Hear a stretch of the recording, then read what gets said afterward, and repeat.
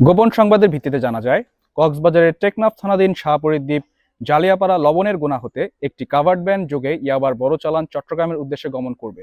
প্রাপ্ত তথ্যের ভিত্তিতে আজ ২৭ মার্চ ২০২৬ তারিখ শুক্রবার সকাল ৭:৩০টায় কোস্টগার্ড স্টেশন টেকনাফ কর্তৃক টেকনাফ থানাধীন নাফ নদী সংলগ্ন বড়ইতলী প্রধান সড়কে একটি বিশেষ অভিযান পরিচালনা করা হয়। অভিযান চলাকালীন উক্ত এলাকায় একটি সন্দেহজনক কাভার্ড ভ্যানে তল্লাশি চালিয়ে পাটাতনের নিচে বিশেষভাবে প্রস্তুতকৃত গোপন চেম্বারের ভিতরে অভিনব কায়দায় লুকায়িত অবস্থায় প্রায় ১৬,৫০,০০,০০০ টাকা মূল্যের ৩,৩০,০০০ পিস ইয়াবাসহ এক মাদক পাচারকারীকে আটক করা হয়।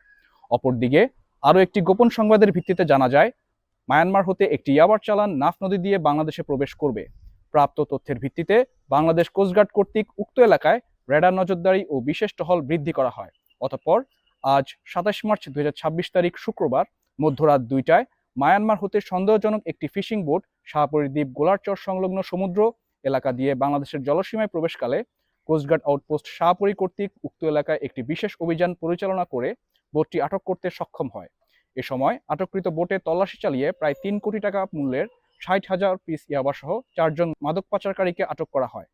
জব্দকৃত ইয়াবা, পাচার কাজে ব্যবহৃত বোট ও কাভার্ড ভ্যান এবং আটককৃত মাদক পাচারকারীদের বিরুদ্ধে পরবর্তী আইনানুগ ব্যবস্থা গ্রহণের কার্যক্রম প্রক্রিয়াধীন। মাদক পাচার প্রতিরোধে কোস্টগার্ড ভবিষ্যতেও এ ধরনের অভিযান অব্যাহত রাখবে।